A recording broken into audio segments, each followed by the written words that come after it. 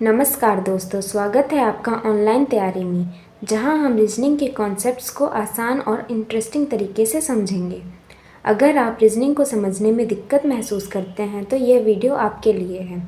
तो वीडियो को एंड तक ज़रूर देखें और सीखें एकदम आसान ट्रिक्स। और हाँ, अगर आप चैनल में नए हैं तो सब्सक्राइब करना ना भूलें ताकि आपको ऐसे ही यूज़फुल वीडियोज़ मिलती रहें।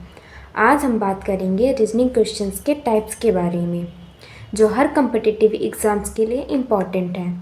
रीजनिंग एक ऐसा सब्जेक्ट है जो लॉजिकल थिंकिंग को टेस्ट करता है और यह हर एग्ज़ाम का एक सिग्निफिकेंट पार्ट होता है, जैसे एसएससी, बैंकिंग, रेलवे और यूपीएससी। इस वीडियो में हम रीजनिंग के डिफरेंट टाइप्स को समझेंगे और देखेंगे हर टाइप के क्वेश्चंस को कैसे सॉल्व किया जाता है। सबसे पहले ये जान लेते हैं रीजनिंग क्वेश्चंस के कितने टाइप्स होते हैं। तो रीजनिंग क्वेश्चंस के 3 टाइप होते हैं। पहला वर्बल रीजनिंग, दूसरा नॉन वर्बल रीजनिंग और तीसरा लॉजिकल रीजनिंग। सबसे पहले बात करते हैं वर्बल रीजनिंग के बारे में। वर्बल रीजनिंग में हमें शब्दों और नंबर्स के माध्यम से लॉजिकल थिंकिंग टेस्ट करनी होती है। इसमें इम्पॉर्टेंट टॉपिक्स हैं blood relation, direction sense, coding decoding, number series, alphabet series और साइलोजिज्म। इसका सेकेंड टाइप है नॉन वर्बल रीजनिंग। इसमें हम इमेजेस, पैटर्न्स और डायग्राम्स के माध्यम से लॉजिक को समझना होता है और इसमें इम्पोर्टेंट टॉपिक्स हैं series and patterns, mirror and water images, paper folding and cutting, cube and dice problems. और इसका तीसरा टाइप है लॉजिकल रीजनिंग। इसमें हमें आर्ग्यूमेंट्स और क्रिटिकल थिंकिंग को एनालाइज करना होता है और इसमें इम्पॉर्टेंट टॉपिक्स हैं statement and conclusion, statement and assumption, cause and effect, decision making. इन सभी टॉपिक्स को हम आगे चल के डिटेल में समझेंगे और इनसे रिलेटेड क्वेश्चंस भी करेंगे।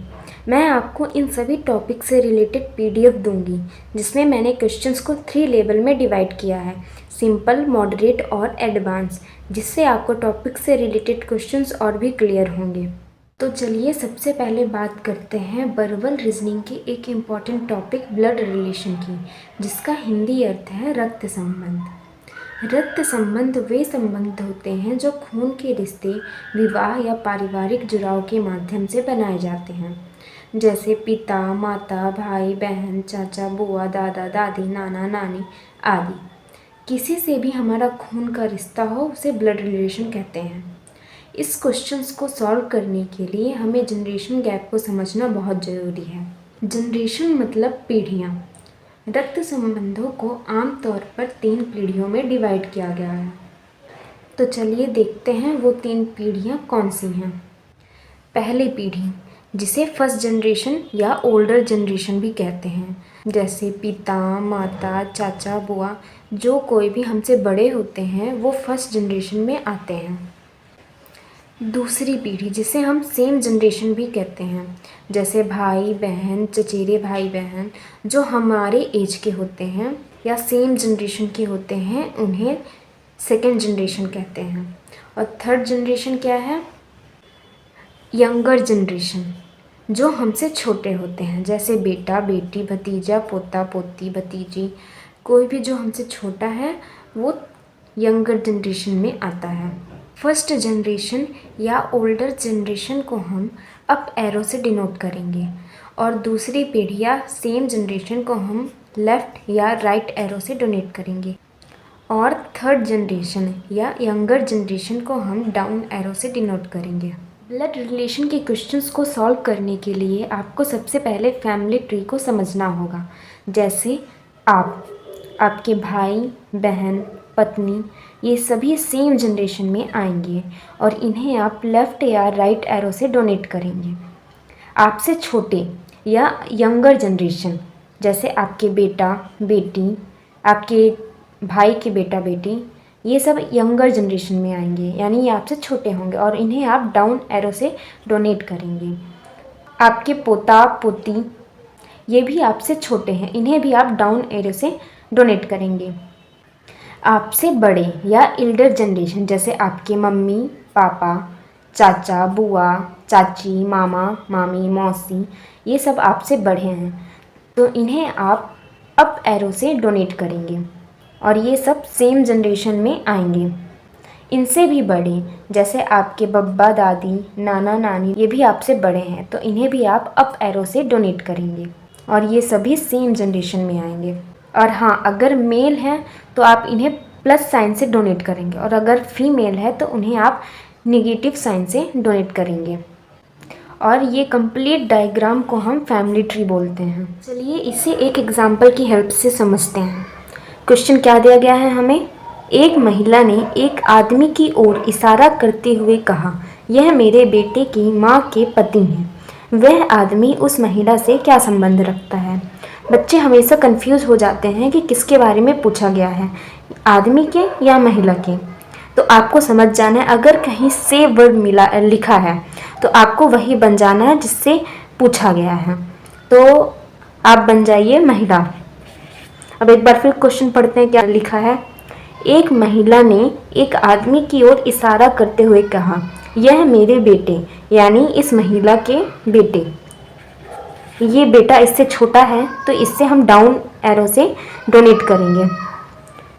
की माँ, यानी ये खुद की बात कर रही है। बेटे की माँ के पति, यानी ये अपने पति के बारे में बात कर रही है। वह आदमी उस महिला से क्या संबंध रखता है? तो इस महिला का इस आदमी से क्या रिलेशन है? हस्बैंड और वाइफ का। तो ये आदमी इसका हस्बैंड हुआ। चलिए दूसरा क्वेश्चन देखते हैं। क्वेश्चन क्या दिया गया है? एक आदमी ने एक महिला की ओर इशारा करते हुए कहा, यह मेरी बहन की बेटी है। महिला उस आदमी से क्या संबंध रखती है? यहाँ पे से वर्ड मिला, किससे? आदमी से, तो आपको आदमी बन जाना है। फिर क्वेश्चन पढ़ते हैं। एक आदमी ने एक महिला की ओर इशारा करते हुए कहा, यह मेरी बहन, यानी इस आदमी की बहन। ये सेम जनरेशन में आएगी। बहन यानी सेम जनरेशन में आएगी। की बेटी, बहन की बेटी, यानी ये इससे छोटी हुई तो ये यंगर जनरेशन में आएगी। महिला उस आदमी से क्या संबंध रखती है? अब हमें इसका और इसका संबंध देखना है। तो बहन की बेटी क्या हुई? भतीजी, यानी उत्तर होगा भतीजी। दूसरा क्वेश्चन देखते हैं। चलिए देखते हैं क्वेश्चन क्या दिया गया है। रमेश ने एक व्यक्ति की ओर इशारा करते हुए कहा, यह मेरी माँ के पति का इकलौता बेटा है। वह व्यक्ति रमेश से क्या संबंध रखता है? आप एक बार ये क्वेश्चन को खुद से सॉल्व करने की कोशिश कीजिए, जिससे आपको समझ आएगा कि आपसे क्वेश्चंस बन रहे हैं कि नहीं। चलिए मैं सॉल्व करती हूँ। रमेश से, यानी ये से वर्ड मिला तो आपको रमेश बन जाना है। एक बार फिर क्वेश्चन पढ़ते हैं। रमेश ने एक व्यक्ति की ओर इशारा करते हुए कहा, यह मेरी माँ, यानी अपनी माँ के बारे में बात कर रहा है, जो ये इससे एल्डर जनरेशन में आएगी। के पति, माँ के पति, यानी अपने पिता के बारे में बात कर रहा है। का इकलौता बेटा, इकलौता बेटा यानी इसका सिर्फ एक ही बेटा होगा, यानी ये खुद की बात कर रहा है। वह व्यक्ति रमेश से क्या संबंध रखता है? यानी ये खुद की बात कर रहा है तो इसका उत्तर होगा स्वयं। ये तो हो गए इजी क्वेश्चंस। चलिए इससे थोड़ा टफ क्वेश्चंस करते हैं। चलिए क्वेश्चन देखते हैं क्या लिखा है। एक व्यक्ति ने एक फ़ोटो की ओर इशारा करते हुए कहा, यह मेरे नाना के बेटे की बहू। यहाँ बेटे की बहू से तात्पर्य है बेटे की पत्नी की बेटी है। फ़ोटो में दिखी महिला उस व्यक्ति की कौन है?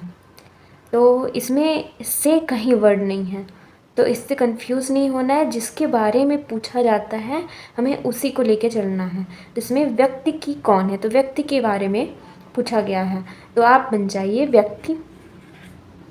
चलिए एक बार क्वेश्चन और देखते हैं क्या लिखा है। एक व्यक्ति ने एक फ़ोटो की ओर इशारा करते हुए कहा, यह मेरे नाना के, यानी इस व्यक्ति के नाना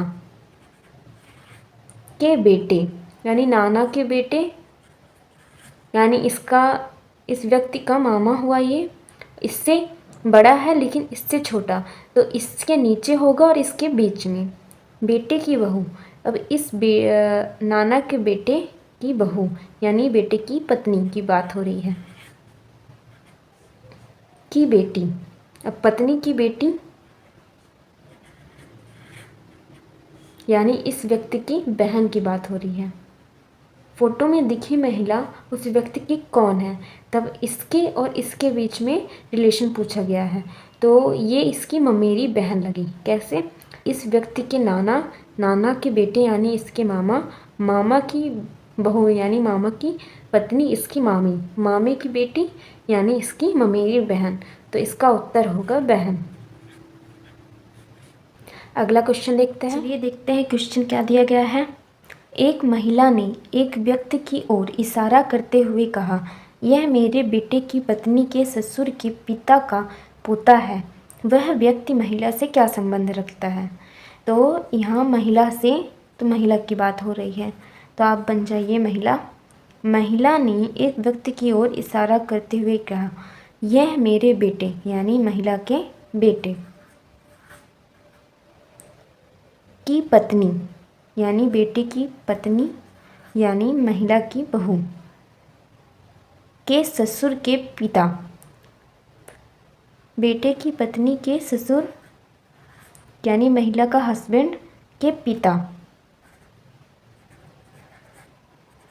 यानी महिला के ससुर, पिता का पोता, पिता का पोता, यहाँ बात हो रही है महिला के बेटे की।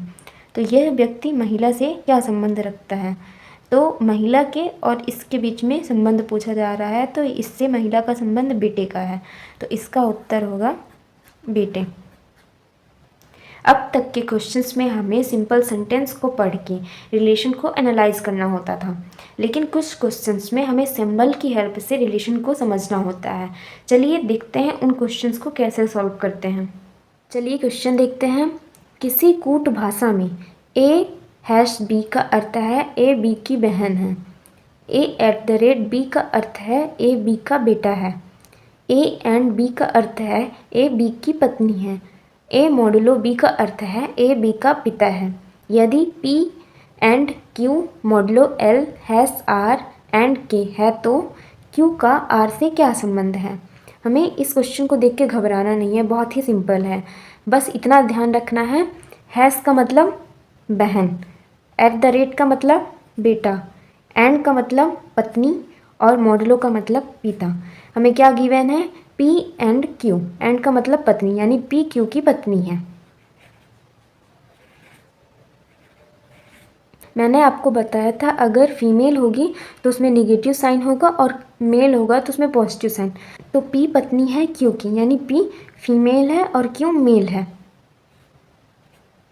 आगे Q मोडुलो L, मोडुलो का मतलब है पिता यानी Q पिता है L का। L हैज़ R यानी L बहन है R की,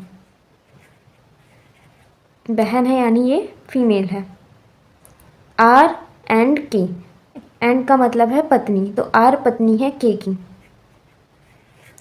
पत्नी है यानी ये भी फीमेल है और ये मेल। तो Q का R से क्या संबंध है? हमें इसके और इसके बीच में संबंध निकालना है। तो जब L R की बहन है और Q L का पिता है तो Q R का भी पिता होगा, तो इसका उत्तर है पिता। चलिए एक बार क्यों रिकैप करते हैं कि आज हमने इस लेक्चर में क्या क्या पढ़ा। हमने पढ़ा रीजनिंग के टाइप्स, उनसे related topics, what is blood relation, questions related to blood relation. I hope आपको लेक्चर पसंद आया होगा। अगर कोई भी डाउट हो या क्वेश्चंस हो तो कमेंट करके ज़रूर बताइएगा, और वीडियो पसंद आया हो तो लाइक ज़रूर करिएगा। मिलते हैं अगले लेक्चर में अगले टॉपिक्स के साथ। धन्यवाद।